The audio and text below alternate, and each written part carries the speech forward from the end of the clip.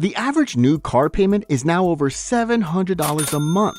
I'm going to show you 4 vehicles you can buy outright for $500. Cash, keys, no bank. After 23 years on the tools, I know which ones still have years left in them. Let's go.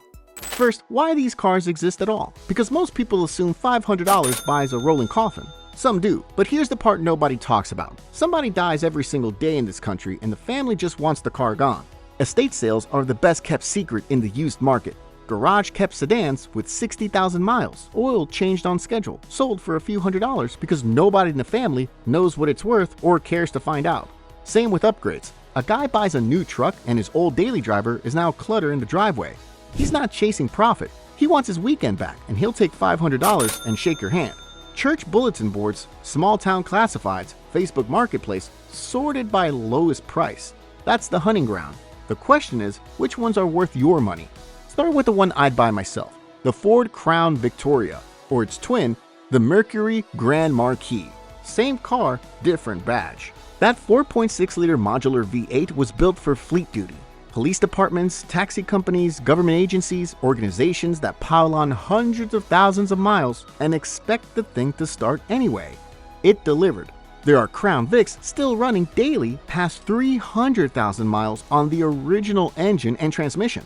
It's body on frame, so it takes abuse a unibody car can't, and it's stupidly simple to work on. You can reach almost everything without pulling the engine. Junkyards are full of them, and parts cost pennies next to anything foreign. Now, the reason it's perfect at this price, nobody wants one.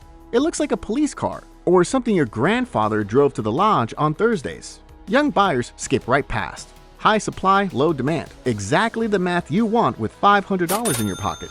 Police interceptors go cheaper still, just with more miles. If I needed a car today and had $500, I wouldn't think twice. But if fuel economy matters more to you than durability, the next one changes the math. The Toyota Camry, 1997 to 2001.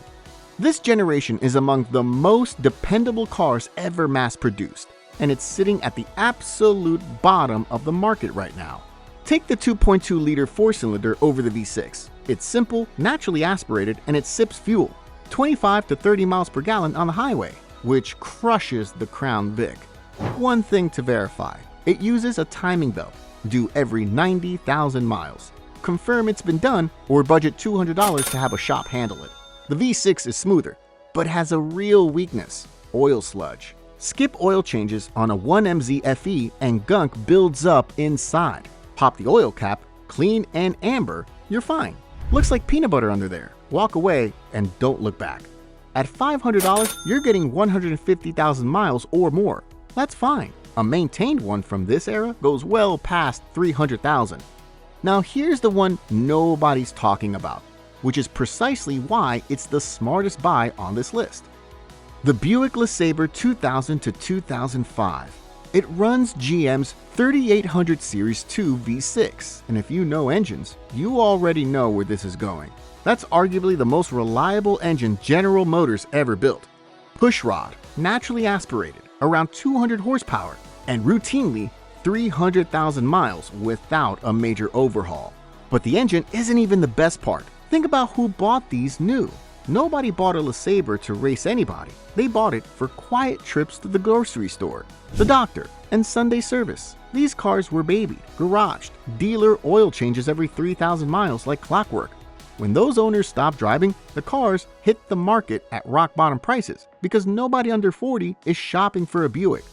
Watch for an intake manifold gasket leak, a known 3800 issue, roughly $100 to fix yourself, and worn window regulators. Neither will strand you. Low demand, babied history, bulletproof engine. That's a $100 bill sitting in an old coat pocket. Not everyone needs a sedan though. If you need a bed, this is your truck. The Ford Ranger, 1998 to 2004. Compact is the whole point. It's small, light, simple, and cheap to insure. Look for the 2.3-liter 4-cylinder or the 3.0-liter Vulcan V6. And if you find a 5-speed manual, grab it. Manual Rangers are gold at this price. Fewer things to fail, cheaper to maintain, and surprisingly good on fuel. The killer here is rust, especially in salt states.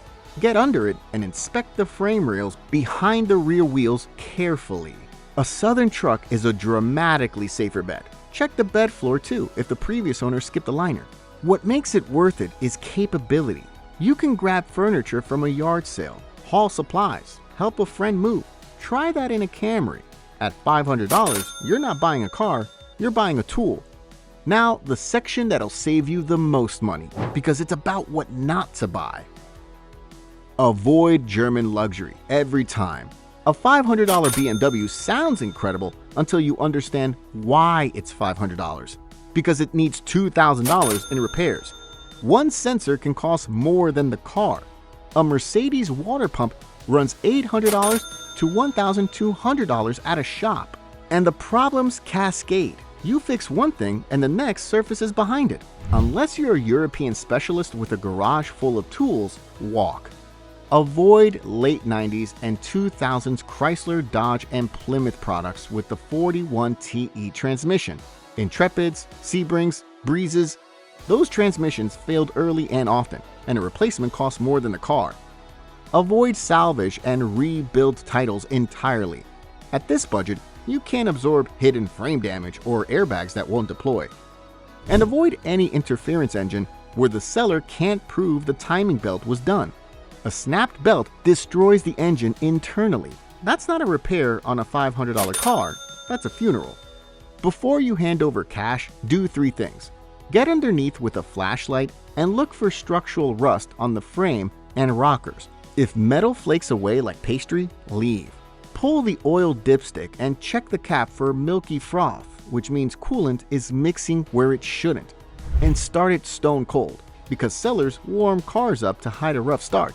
Blue smoke is burning oil, white smoke is burning coolant. Spend $25 on a Bluetooth OBD2 scanner and plug it in before you buy. Sellers clear the check engine light before you arrive, but the stored codes stay. That little device has saved people thousands. When it's time to close, bring physical cash and let them see it. Don't act desperate, even if you are. Use flaws as calm facts, not insults. The brakes are thin. I'll need to handle that. And be genuinely willing to walk. Half the time, they call before you get home. That car's been in the yard 3 weeks, and you're the only person who showed up with money. Then, spend your first 30 days protecting the purchase.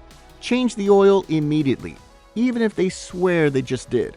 That's $20 and the cheapest insurance an engine will ever get. Check every fluid. Replace anything dark or burnt. Inspect belts and horses for cracks. Replace a battery older than 4 years before it dies in a parking lot. All in all, you're at roughly $600 to $700 for a vehicle you own free and clear that could carry you 2 or 3 more years. The guy financing a new car spends that in 2 weeks. So there it is. The Crown Vic is king. The Camry's the safe bet. The LeSabre's the hidden gem. The Ranger's your tool. You don't need credit, a cosigner, or a finance office. You need $500 and a flashlight. Drop the best cheap car you've ever owned in the comments. I read every one. Hit like and subscribe. I'll see you in the next one.